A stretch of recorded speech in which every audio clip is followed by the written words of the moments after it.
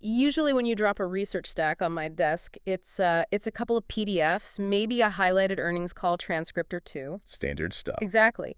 But this thing you handed me this morning, it felt heavy. And I don't just mean the page count. I mean the actual content felt like I needed a security clearance just to, read the table of contents. It definitely has a specific gravity to it, doesn't it? It really does. I mean, the cover page just says Manal Mehta's Market Intelligence. That's it. No flashy logo, no disclaimer about for entertainment purposes only. No, nothing like that. It reads like a mix of a high-stakes hedge fund briefing, a geopolitical spy dossier, and maybe, just maybe, a few pages ripped out of a futuristic biotech lab notebook. That's actually a very precise description of what Manal Mehta does. This isn't a newsletter you read over your coffee. It's what they call a forensic analysis, or in the intelligence community, a multi-INT strategy. Multi-INT. Okay, you have to break that down for me, because I usually associate that with, like, the CIA or the NSA, not with picking stocks. Well, think about how most Wall Street analysis works. You have an analyst. He looks at a spreadsheet, right? Yeah. He looks at PE ratios, maybe listens to the CEO on a conference call, and then makes a call. Sure. That's single source intelligence, basically. That's it, exactly. Single source intelligence. Multi-INT, multiple intelligence, means you are layering completely disparate sources. You're taking those financial signals, sure, but you're overlaying them with human intelligence. What are people actually saying on the ground? You're using geospatial intelligence satellite imagery of factory parking lots or shipping ports. Wow. And in this case, you're even pulling in things like obscure scientific literature and sealed legal discovery documents. So the goal isn't just to report the news, it's to find the gap. The gap between what the headlines say and what the machinery of the world is actually doing. Precisely. The whole mission of this deep dive today is to find the alpha. And we should probably define that because it gets thrown around so much it loses its meaning. Yeah, please do. Alpha isn't just profit. You can get profit by just buying the S&P 500. Alpha is the excess return. It's the return you get from knowing something the market hasn't priced in yet. It's the edge. It's the I know something you don't know trade. That's it. And looking at Mehta's stack this week, the edge is coming from understanding one key concept: hidden leverage. Hidden leverage. Yes. And not just financial leverage, borrowing money, but also biological leverage. How can you use the body's own systems against a disease? Social leverage. How can a pop star's tweet destroy $1 billion balance sheet? And geopolitical leverage. Who really holds the cards in a global supply chain? Okay, well, that's a lot to unpack. Let's start with the financial side, because according to this dossier, the biggest leverage play of the last 2 years, artificial intelligence, is hitting a wall. Or, to be more precise, the money is fleeing the scene of the accident before the accident has even fully happened. Right, which is why you're calling this the anything but AI rotation. It's the thesis that dominates the first 20 pages of the report. We are seeing a massive, and I mean massive, sentiment shift in the market. It's stark. I mean, for the last 24 months, the narrative was so simple. If you aren't buying Nvidia, if you aren't buying Microsoft or Google, you are an idiot. You're missing the revolution. You're fighting the future. You're fighting the future.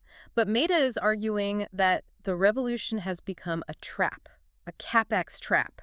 This is the absolute crux of the bear case, and we need to understand this. CapEx, or capital expenditure, is the money companies spend on physical assets. In this case, it's data centers, GPUs, cooling systems, energy grids. And we are not talking about small numbers here. We are talking about hundreds and hundreds of billions of dollars. The numbers are staggering. Microsoft and Google are collectively spending more on this infrastructure than the entire GDP of some mid-sized countries. But hold on, let me play devil's advocate here for a second. Isn't this just what happened with the internet back in 1999? You had companies like Global Crossing and WorldCom spending billions laying fiber optic cables across the oceans. Sure, they lost a ton of money for a while, they even went bankrupt, but eventually, we got the internet economy out of it. Aren't Google and Microsoft just building the railroads for the next century? That's the common defense. That's the bull case you hear on TV. We're building the rails. But Med points out a critical difference in the unit economics of this boom. Okay. When you laid fiber optic cable in the 90s, that cable sat in the ground or on the ocean floor. It didn't really degrade much. It was a 20, maybe 30-year asset. Today, these companies are buying Nvidia H100 GPU chips for tens of thousands of dollars a pop. The hottest commodity on the planet. For now. But Those chips have a shelf life of maybe 3, maybe 4 years before they're completely obsolete. They depreciate incredibly fast. So you have this massive, astronomical upfront cost for an asset that is effectively rotting on the shelf. While you still don't have the killer app that generates the cash to replace it. You've got it. It's a treadmill. They have to keep spending tens of billions every single year just to stay in the same place technologically. And the revenue from AI services, it isn't even close to catching up. So what was seen as a sign of strength is now being reinterpreted? It's now seen as a drag on free cash flow. For 2 years, investors looked at this spending and they said, wow, look at that commitment to the future. This is so bullish. Right.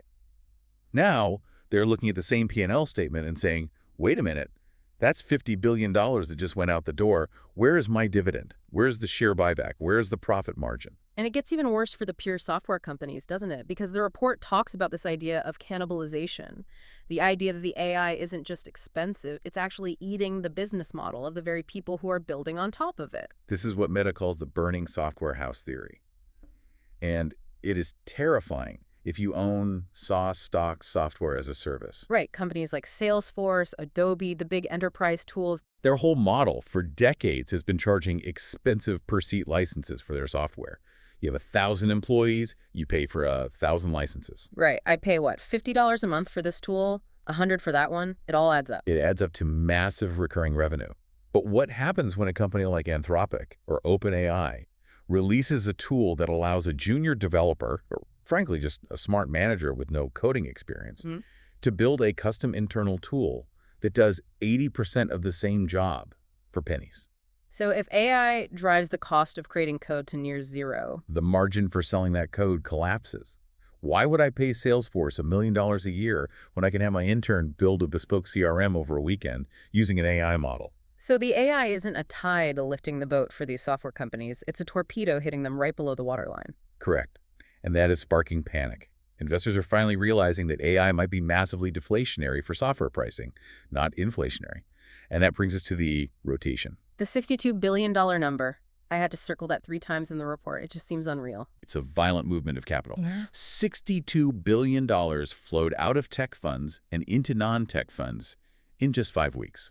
5 weeks? To give you and the listeners some context, that is more money moving in a single month than was projected to move in all of 2025. That's not a drift. That's not a gentle rotation. That's a stampede for the exit. It's a stampede.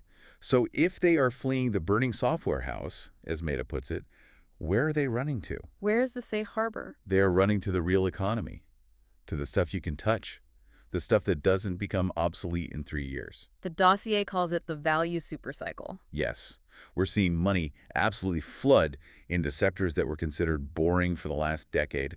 Consumer staples, industrials, energy, and materials. Which explains one of the headlines I saw this week that just didn't compute until I read this. Walmart hitting a $1 trillion market cap. Walmart? I mean, Walmart. It's not exactly a sexy, high-growth tech stock.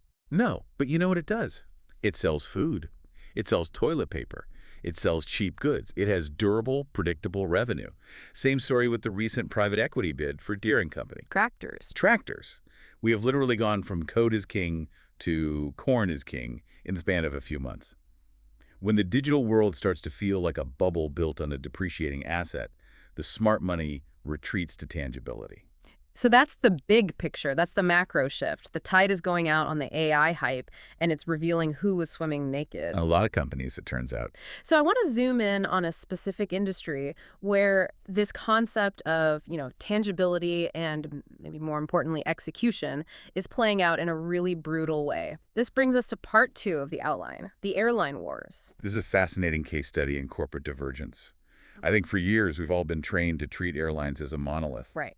If oil prices are down, buy airlines. If the economy's booming and people are traveling, buy airlines. Mehta says, stop doing that. You have to look under the hood. Because not all airlines are flying the same path right now. And the report highlights this massive widening split between American Airlines and Delta. It's getting ugly. I mean, we have reports here sourced from the New York Times and the Wall Street Journal about what they're calling an internal rebellion at American. Rebellion is a strong word. We see union disputes all the time in that industry. Is this just, standard negotiation posturing for a new contract? It goes much deeper than pay. The pilots union and the flight attendants union have both issued no confidence votes in the CEO, Robert Isom. Wow. When a pilot union does that, it's not just about money. These are the people flying the planes. It's about strategy. They're literally saying, we do not believe you know how to fly this company. They're citing a failed strategy and abysmal performance. And the numbers seem to back them up. I was looking at this profit capture statistic in the dossier. It's just jaw-dropping. It's the single defining statistic of the industry right now. In the 2024-2025 period, American Airlines captured only 6% of the entire U.S. airline industry's total profits. 6%. And American is the biggest airline in the world by fleet size, aren't they? By fleet size, by number of planes, yes. But they are generating pennies on the dollar compared to their main competitor. Now look at Delta. Okay. In that same period, Delta captured 56% of the industry's profits. 56. That is almost a 10 times differential. How is that even possible in what's supposed to be a commodity business like flying? I mean, a seat is a seat, isn't it? That's exactly what American's management thought. Their strategy for years, let's call the volume strategy, was to cram as many bodies into tubes as physically possible. The lowest common denominator. Exactly. They skimped on the premium cabins, they decontented the planes, they bet that all people cared about was the absolute cheapest fare. And Delta, what was their bet? Delta, and to a lesser extent United, bet on premium segmentation. They realized that the post-pandemic traveler, especially the business traveler who's paying the bills, is desperate for reliability and a little bit of comfort. They're willing to pay for it. They're absolutely willing to pay for it. So Delta invested in better lounges, better first-class seats, faster Wi-Fi that actually works.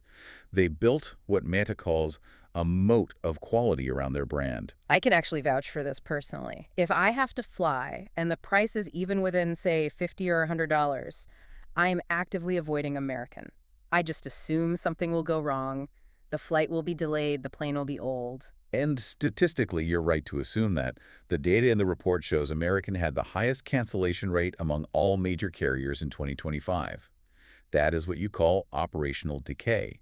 When you lose the trust of the premium customer, you lose all your margin. So the trade here, the alpha play, is what they call a pairs trade. Right.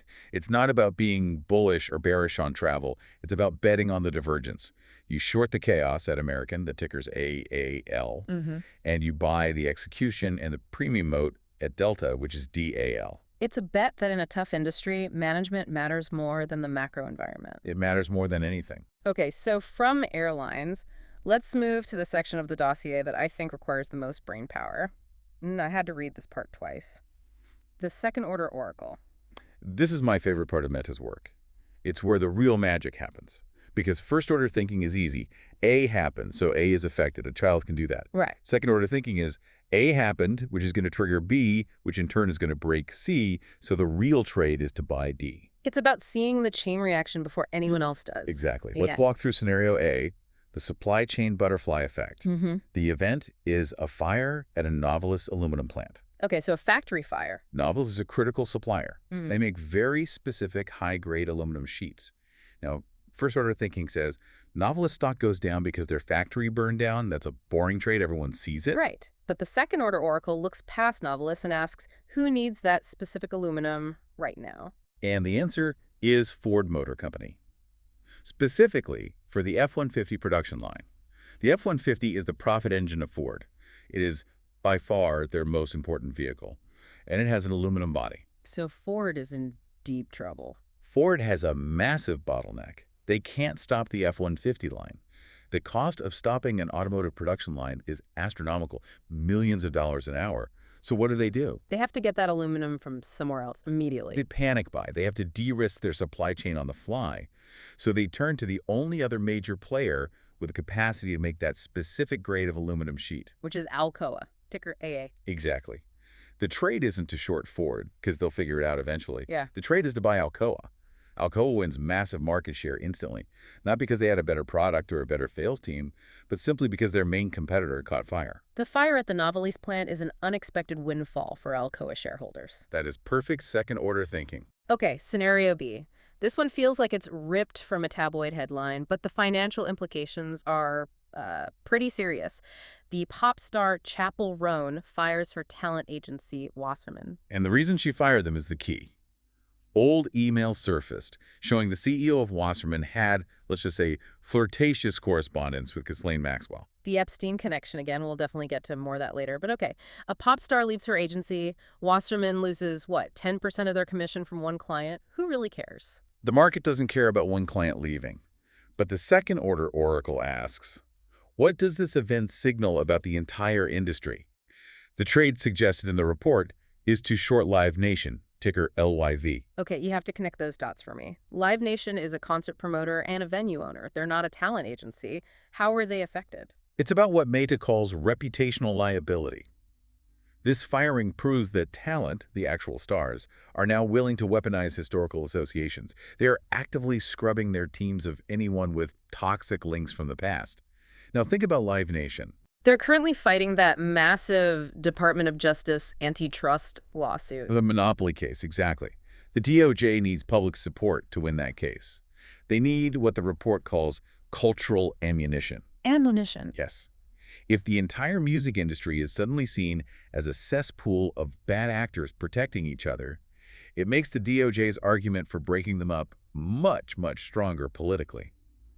This Chapel Roan incident, as small as it seems, exposes the fragility of the old boys club that runs the music business. So if the talent starts to revolt against the machinery, Then Live Nation, which is the machinery, is the most exposed entity. It's a contagion of reputation. that is a fascinating angle. It treats reputation not as a static asset, but as a liability that can jump from one company to another. That's the modern world. Okay, scenario C, war and automation. This one is, well, it's pretty bleak. We have casualty numbers from the war in Ukraine. The source cited in the dossier claims 35,000 Russian casualties per month. That's killed or so badly wounded they are effectively removed from the battlefield. That is a horrific, almost industrial number. It's a meat grinder. It is. But you have to look past the tragedy and see the demographic and economic consequences. Russia was already facing a demographic cliff, a population decline. Now they are removing 35,000 working-age men from their labor force every 30 days. So they are running out of workers. Not just soldiers, but factory workers, truck drivers, engineers. Exactly. The labor shortage is becoming catastrophic. So if you are Russia or a country in Russia's supply orbit, how do you keep the factories running? You can't hire people. They are literally gone. You have to automate. You have no choice. Forced automation. The thesis here is that this crisis drives a global supercycle in industrial robotics and automation. So the trade is to buy Emerson Electric, ticker EMR. But wait, let me push back on that. Emerson is a U.S. company. With all the sanctions, can they even sell their products to Russia? That seems like a trade that would get you arrested. It's a fair pushback, and it's a critical point. No, you can't ship an Emerson robot directly to Moscow.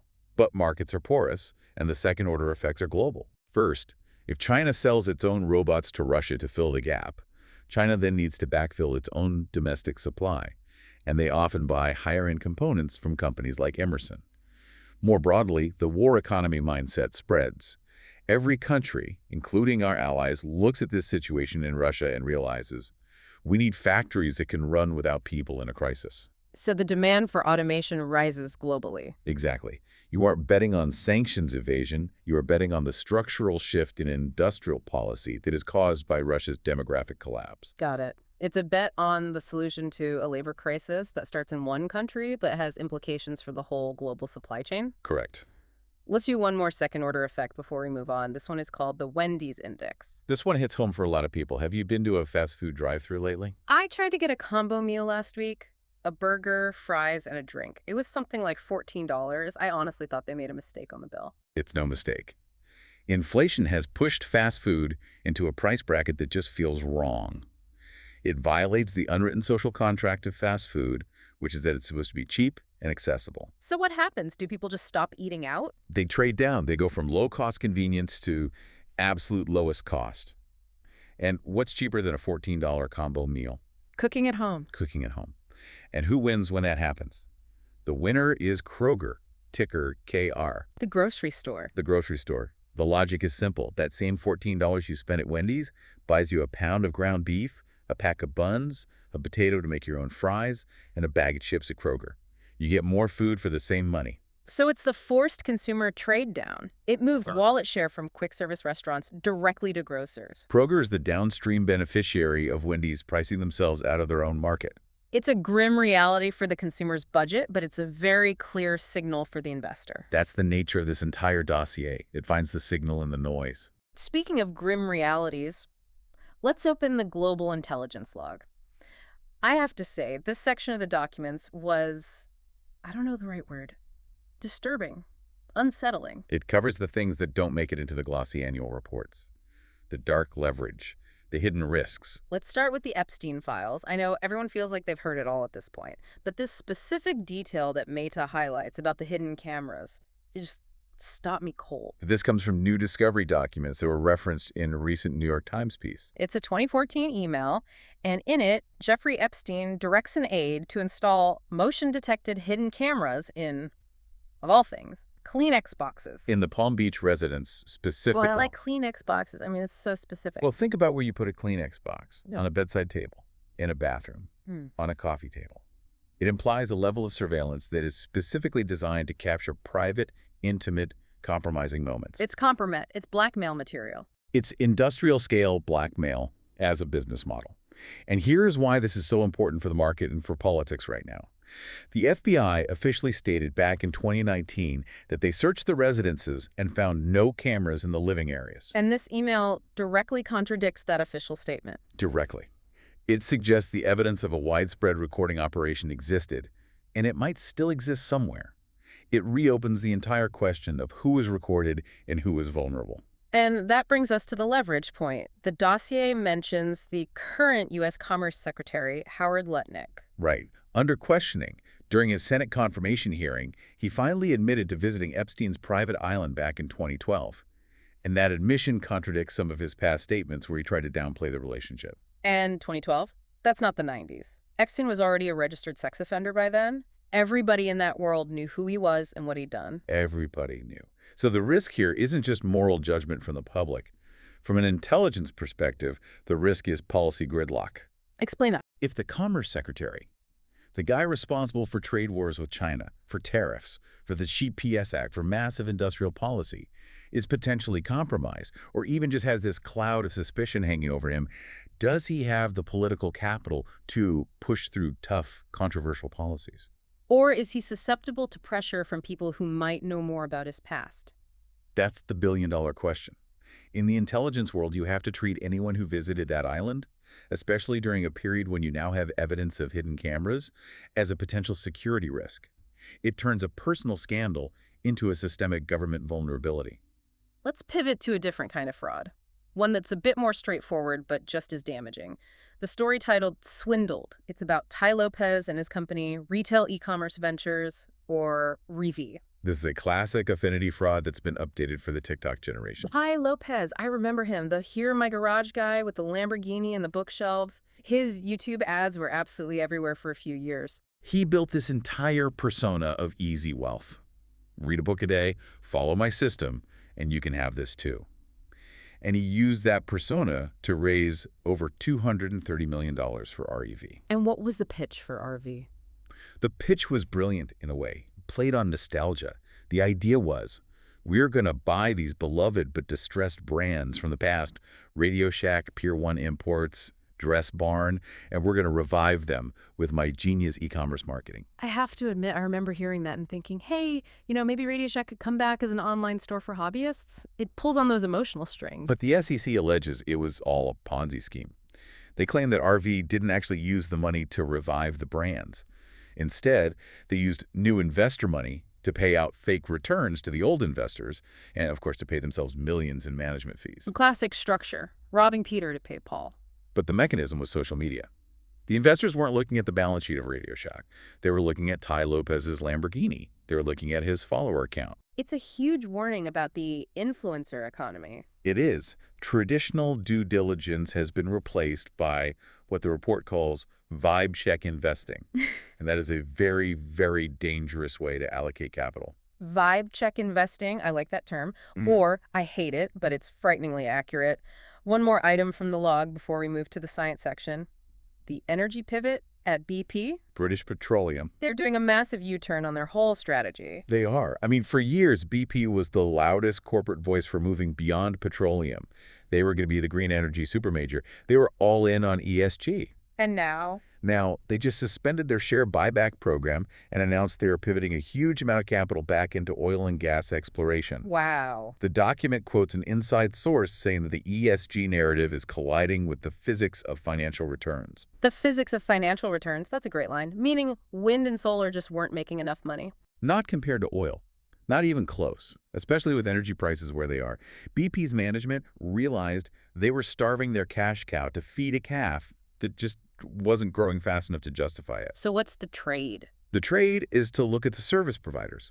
If BP is going to start drilling for oil again, they need rigs, they need cement, they need pressure pumping services, they need Halliburton, ticker HAL. Right. It's a clear signal that the green energy daydream is being paused by the realities of the market, and the oil field drills are turning back on. Okay, we've been wading through some dark waters here. Blackmail, Ponzi schemes, war, inflation. I want to shift gears to Part 5, Frontier Science. This section of the dossier is titled The Synthesis Engine. This is the most optimistic and, frankly, the most mind-blowing part of the whole document. It's about creating killer experiments. And to be clear, that doesn't mean experiments that kill people. It means experiments that kill diseases. But it's not just reporting on a new drug from Pfizer. It's about connecting dots again, right? Yeah. Right. It's about finding a paper in Journal A and another paper in Journal B and realizing that if you put them together, you don't just get an incremental improvement, you get a cure. So let's talk about the first one, glioblastoma, brain cancer. It's one of the most devastating diagnoses you can get. It's basically a death sentence, usually within a year or two. And why is it so hard to treat? Two main reasons. First, the blood-brain barrier, which protects our brain from toxins, also blocks most chemotherapy drugs. And second, the tumor microenvironment. The tumor builds a fortress around itself. It actively suppresses the local immune system so your own body can't fight it. So how do we break through that fortress? The synthesis that Mehta proposes combines two completely separate breakthroughs. First, a recent paper on something called astrocyte-dependent metaplasticity. Astrocytes. I remember these from biology. Those are the support cells in the brain, right? They're like the scaffolding that holds the neurons in place. Yes, exactly. But we're learning they're much more than just scaffolding. They're the gatekeepers. They're the air traffic controllers. And this paper shows that these cells can signal across vast regions of the brain using a protein called TNF, or tumor necrosis factor. So the astrocytes already have a weapon, TNF. They have a powerful weapon, but the tumor essentially puts them to sleep. It bribes them into ignoring the cancer. So that's piece one. Piece two is the delivery system. The dossier points to Eli Lilly's recent acquisition of a company that makes in vivo CAR T therapies. Okay, CAR T therapy is usually where they take your blood out of your body, engineer your T cells in a lab, and then infuse them back in. So in vivo means... It means doing the engineering inside the body. You inject a lipid nanoparticle, or LNP. It's the exact same technology as the COVID vaccine, but this one is coated with a molecule that makes it target astrocytes specifically. So you're not targeting the cancer, you're targeting the support cells around it. Exactly. You inject the instruction manual. The LNP delivers a payload of messenger RNA with a simple instruction for the astrocyte. Wake up. Ignore the tumor signals. Start pumping out TNF at maximum capacity. Flood the zone. You're turning the neighborhood watch into a SWAT team. That is the perfect analogy. You hijack the brain's own infrastructure to destroy the tumor from the inside out. The dossier calls this a potential $5 billion opportunity because it bypasses the need for brain surgery or external radiation. It's pure biological leverage. That is, I mean, if that actually works, that changes everything for neuroscience. It's the definition of high risk, high reward, a moonshot. Let's look at the second killer experiment, curing paralysis, spinal cord injury. This is the holy grail of regenerative medicine. The central problem, for centuries, has been that central nervous system neurons do not regenerate. If you cut your finger, the skin and nerves grow back. If you sever your spinal cord, it stays severed forever. Why? What's the fundamental difference? There are two core reasons. One, the internal machinery of the neuron itself shuts down after development. The DNA that contains the growth program literally closes up and becomes inaccessible. And two, the scar tissue that forms at the injury site is hostile. It creates a physical and chemical wall that blocks any potential new growth. So you have a lazy worker inside the cell and a blocked road outside the cell. That's a great way to put it. So the synthesis here proposes a two-stage therapy to fix both problems simultaneously. Stage one, you inject a gene editor, like a CRISPR system, that targets something called CUT homeobox factors. That sounds incredibly technical. What does it do in simple terms? It acts like a key. It performs what's called chromatin remodeling. It physically unlocks and opens up the DNA library in the neuron so it can access the growth programs again. It wakes up the lazy worker. Okay, so the worker is awake and ready to go, but the road is still blocked by scar tissue. That's stage 2. You surgically implant a biodegradable scaffold at the injury site. And this scaffold is soaked in a cocktail of 2 proteins, laminin 111 and BDNF. BDNF, that's brain-derived neurotrophic factor, right? Yes. Think of it as fertilizer for neurons. And laminin is like the pavement. So you wake up the neuron with the gene editor in stage 1, and then you lay down a perfectly paved, freshly fertilized road for it to grow across in stage 2. And the result in the lab models? Regeneration. Yeah. Reconnection across the scar. The mouse models are showing significant functional recovery. Again, the alpha, the insight, is in the combination. Neither of these therapies works very well on its own. You need to fix the internal genetic switch and the external environment at the same time. It's just incredible that the pieces of the puzzle are sitting out there in public research, just waiting for a synthesizer to put them together. That's what Manal is doing. He's the synthesizer. All right, let's pivot back to pure finance, but let's keep the high stakes and the complexity. Part 6, the Muni Squeeze. This one reads like a legal thriller. It is. We are looking at the long, tortured saga of Puerto Rico municipal bonds. I thought that was all over. Didn't they go through a huge bankruptcy and restructure everything a few years ago? It's never over until all the lawyers get paid. The battle now is between the bond insurers companies like MBIA, ticker MBI, and the Federal Oversight Board that was put in place to manage the bankruptcy, the FOMB. The people appointed by Congress to fix the mess. Right. But the insurers, who are on the hook for billions, are making a wild allegation. They claim the board is hiding billions of dollars in unrestricted cash. Hiding it? What does that mean? Like stuffing it under a mattress in San Juan? Hiding it in various government accounts, misclassifying it, basically doing everything they can to keep it away from the creditors. They claim the board is stonewalling all their discovery requests. So it's a total standoff. The insurers want their money back, and the board is saying, we're broke, go away. What could possibly break that deadlock? A completely unrelated Supreme Court case. Trump v. Slaughter. I've heard of this. It's about administrative power, isn't it? The power of the president. It's about whether the president can fire the members of these independent boards at will, or if they are protected. If the Supreme Court rules that the president does have that power, the insurers suddenly have a brand new play. What's the play? They can lobby the White House. They can make the case. This current board is corrupt and inefficient. Fire them. And if the president fires them? The president gets to appoint a whole new slate of members, presumably creditor-friendly members. They would immediately open the books, find this alleged hidden cash, and pay out the bondholders. And what would that do to the value of the bonds? According to the report, the recovery rates on some of these bonds could jump from their current price of, say, 15 cents on the dollar up to maybe 50 cents on the dollar overnight. That's more than a 300% return. It's a massive muni squeeze. But notice the leverage here. It's not economic leverage. It's judicial activism. You aren't betting on the economy of Puerto Rico improving. You're betting on a specific Supreme Court ruling and a subsequent political firing. It's litigation finance disguised as a municipal bond trade. It's cynical, but that's the market. All right, we have time for one last theory from the dossier. And this one is, it's sociological. It's about how we relate to each other as a society. Part 7, the social atomization theory. This connects back to our second-order theme in a big way.